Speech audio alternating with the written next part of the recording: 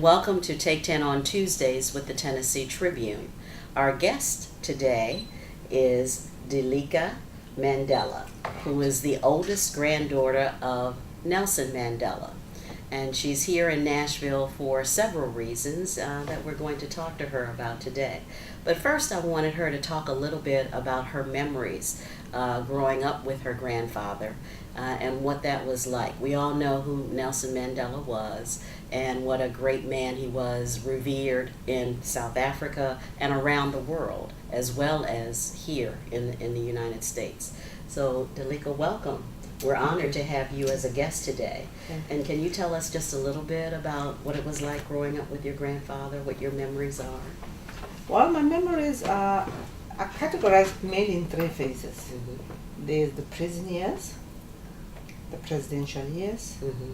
and the last 8 years of his life, culminating in the last 3 years of his life when he got ill. And with the prison years, actually, it is the time that I truly connected with my grandfather, because I saw Granddad when I turned 16 for the first time. Oh, really? Yeah, because Mm-hmm. prison authorities were not allowing any person to go to Robben Island before they turned 16. Mm-hmm. So I first saw him when I turned 16. And of course, I mean, my first visit, at the end of the visit, Granddad gave me a gift wrap box with a box of black magic chocolates, Wow. which said, your visit will always be a bittersweet memory. Oh. And I mean, we connected the first time we met. Mm-hmm. And that connection was to last until he took his last breath. Right. And you know, during the prison years, those are the times that I enjoyed most with my grandfather, because Why was that? Yeah. because I did not compete for his affection with anybody. Oh, I During see. the Yeah. during that visit, it was me and him, Mm. and just Just the two of you? the two of us. And when he was transferred to Metro-Nashville, the way he was released, when he was released, I would spend even the weekend, just the two of us. Wow. And when he came out, I thought, you know, I remember the last visit that we had. It was in July of 1989, 18 July 1989. It is on his birthday, Mm-hmm. where both sides of the family had been. I mean, from Winnie's side and my grandmother's side, his first wife. And there he was preparing us that they were about to be released, and there was going to be a first tranche of prisoners that were going to be released, and then the next one would come. And I remember thinking, wow, I'm going to have him to myself eventually. Right. You know, I can go have coffee, Mm-hmm. go to a picnic, do normal things that grandchildren do with their grandparents. Right. But those illusions were shattered when he came out of prison, Oh, okay. because Granddad was now suddenly tackling bigger issues. Right. And for some time, I battled with that. Oh, really? Personally? Personally, because Mhm.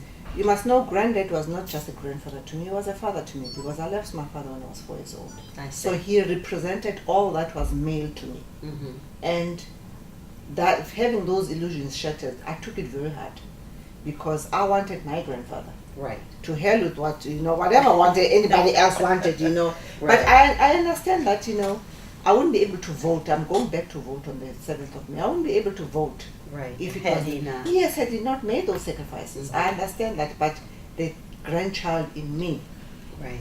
wanted him Mm-hmm. to be the grandfather that I've always wanted to, because prison days were a constrained environment. Right. There was always a warder that Mhm. was in the background listening to our conversation. Right. They were not free conversations, and I thought that I would have that. But when we reconnected, when you retired, I mean, those are the times I enjoyed my grandfather the most. Really? Yes, And I mean, when you go to... What's one of your most special memories? It is the stories that he used to tell us when he went to the Eastern Cape for Christmas.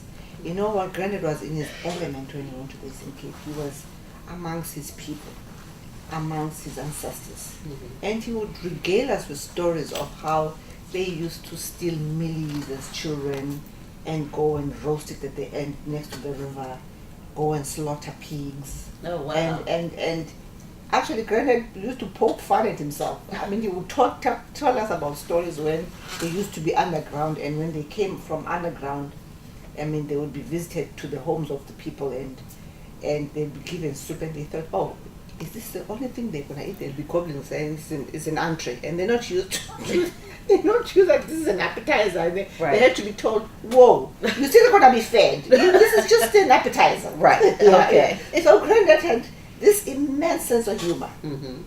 And it's the connection that he had with his land, with the home of where he grew up. Actually, Kunu was not even his birthplace. Mvezo was his birthplace, but Kunu is a connection to his mother. Oh, really? Okay. And we always tease Granddad to say, "You and Mommy's boy." Granddad loved his mother dearly, and the loss of his mother, I think, Granddad being separated from his mother, because when his father died, he was then taken to the regent and to look after him. And that separation dealt him a very heavy blow, because he was then separated from his mother. He then went to Johannesburg, and the fact that he writes in one of the letters that,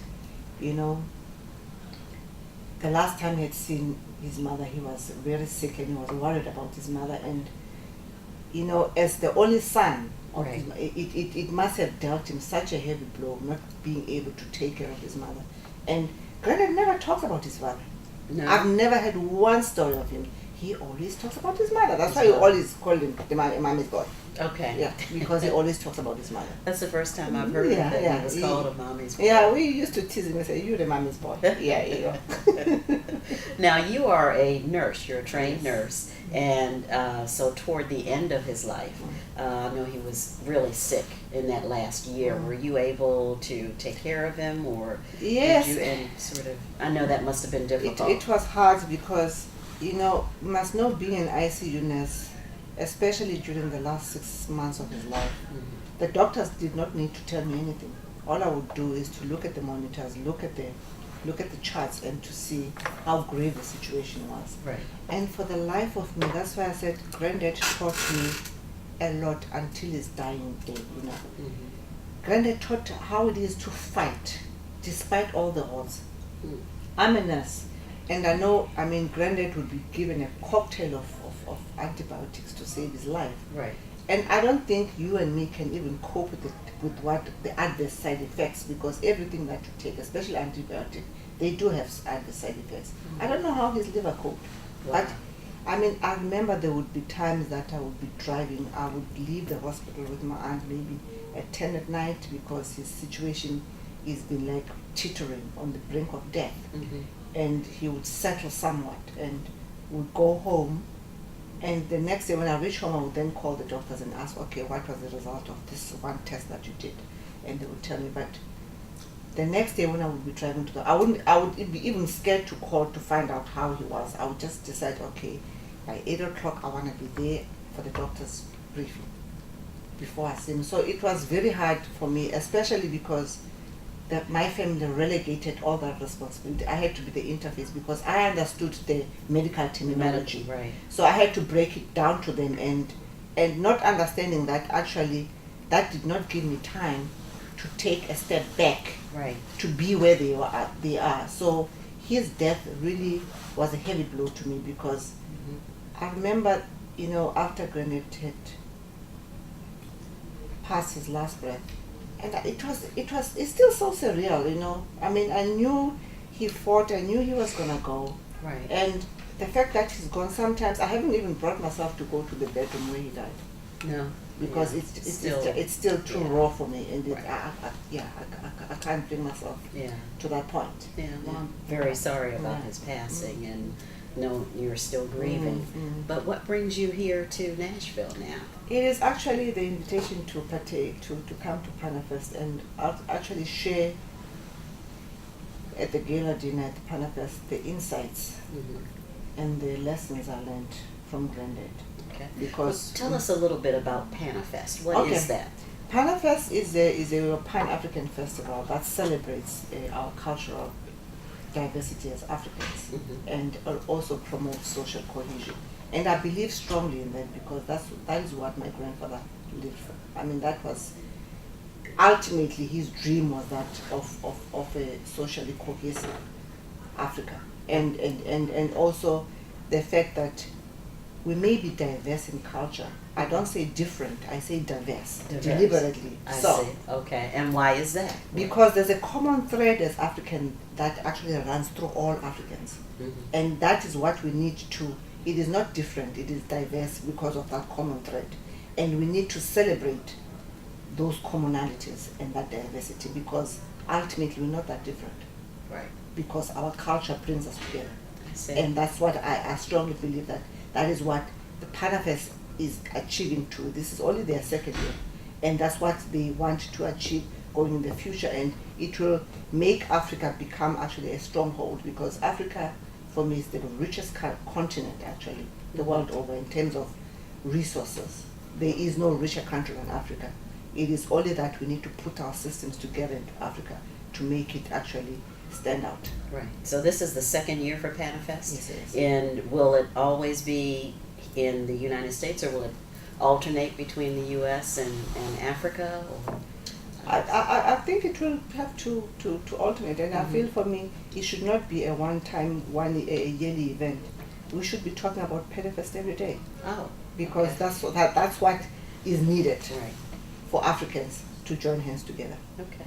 And now I understand that you will also have a condolence book for people if they want to sign it in memory of your grandfather, and you will take that back Yeah, home? I will take that back home, and for me it is actually, as to show people that, Granddad was a son of Africa, and of South African origin, but he was so much more than that. And there's a whole lot. If you were to ask even people sitting in this room what it is that they learned, each and every person in this room will tell a different story. Right. A Mandela through their eyes. So I want the people of South Africa to see a Mandela through natural eyes. Right. Okay. Now, are you traveling anyplace else in the U.S. while you're here, or are you No, spending all I'm your just time? I'm just spending all the time in Okay. Nashville. And then I understand that there will be a coronation of a queen of the diaspora. And how does that work? Why is that important? It is important. And it will take place during the Panafest. Yes, it's important because of the work that Auntie Arikana will be doing, because it's actually to interface people from different disciplines in Africa, be it ambassadors, non-governmental organization, leaders, to actually draw lessons from all these people and actually make a case study of actually bringing Africa into the next phase. So I feel that it is important, because of the passion that she has about actually improving the state of affairs in Africa, she's a perfect person to do it. Great. Okay. And tell me a little bit about you're now traveling and you're doing more promotion of the foundation that was founded by your grandfather. Tell me a little bit about that. I know the name has also changed. And what is the foundation, the work of the foundation? Okay, my grandfather in 1999 formed the Nelson Mandela Foundation. And that was after he left the presidency? Yes, that's why when he went as a president. And that work was mainly had three thrusts. It had education, health, and HIV/AIDS. That work continued for some time until the year 2003, and then they re-strategized, they rebranded the foundation and called it now the Center of Memory, Nelson Mandela Center of Memory, which has digital archives of the history of my grandfather from the time of his birth until his death. And those programs they no longer do. So I've taken those programs, housed them under the Tuesday Mandela Foundation, which is the name of my father. Oh, I see. Okay. To continue with the legacy of my father, of my grandfather, through my father's name. Okay. And the thrust of the Tuesday Mandela Foundation will be education, health, and youth development. I see. Okay. And especially in rural communities, because I feel that's where it's needed the most.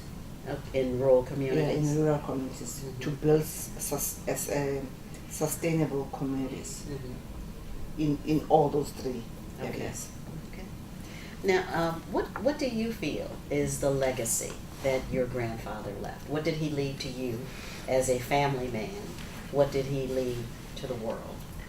As a family man, he left a legacy of perseverance, despite all odds. That is what he taught me. And a legacy of being steeped in culture, and which is why actually my grandfather wanted to be buried in. He never wanted to be. There's a cemetery for presidents. He never wanted to be buried there. He wanted to lie amongst his ancestors. He actually chose the spot where he lies. Oh, really? Yeah, I didn't because realize that. he felt that he would be at the place where it is a spiritual place, because it's close to the highway and yet you can't hear the traffic on the road. It is so serene and peaceful, and Right. he's almost overlooking the homestead, like I will forever be watching Oh, over wow. you guys.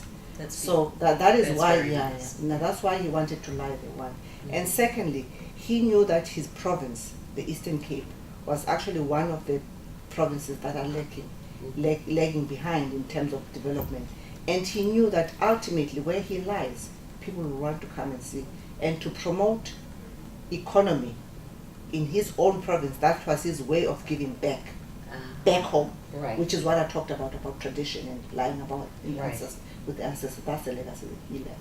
To the world, he left a legacy of forgiveness and peace. Mhm. That and most of the time, countries go onto a knife edge and at the point of gun to achieve what they want, and it can be achieved peacefully. Mhm. He did that for South Africa. We came so many times to the brink of a civil war, and yet we didn't take Right. up arms, because each and every time Granddad urged people not to take up arms. Right. It could be done peacefully. That is the legacy that he left for the world. Okay. Well, listen, thank you very much for joining us today. We appreciate it. Thank you for joining us on Take 10 on Tuesdays. Our guest today has been Ndileka Mandela, the oldest grandchild of Nelson Mandela.